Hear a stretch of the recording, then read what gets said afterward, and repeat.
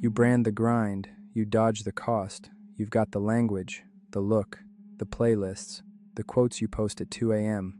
But when it's time to pay in silence, when nobody's watching, that's where you start slipping out the side door. You call it timing, you call it bad luck. But it's not random, it's a pattern. You ramp up the talk right before the work gets real. You make a plan so detailed you never have to execute it. You start just late enough to have a reason to cut it short. You celebrate the start like it's the finish. Then you vanish, right at the edge where it stops feeling clever and starts costing you. You don't blow it up loudly, you nick it quietly. A scroll here, a snack there, a quick call, a reset Monday. And every time you do it, you think it's small. It isn't. It's training. You're teaching your body where the exit is. You're teaching your mind that pressure means pause. You're building a nervous system that confuses discomfort with danger.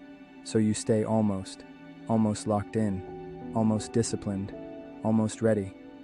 Almost is safe, because almost never gets judged. Only potential does. And that's the quiet truth, isn't it? You don't fear failing at the start.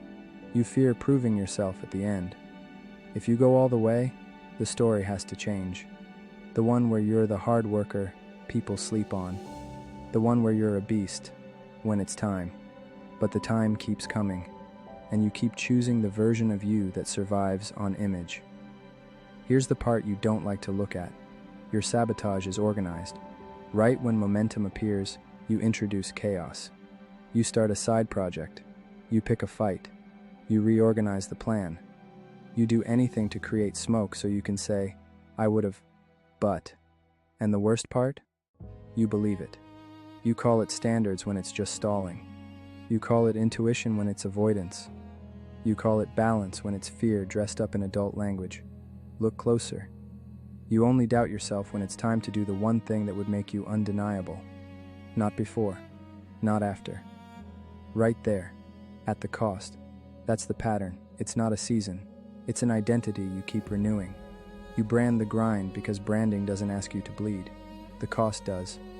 So the next time the room gets quiet and the work asks for all of you, watch your hands, watch where they reach, watch what story you grab to get out.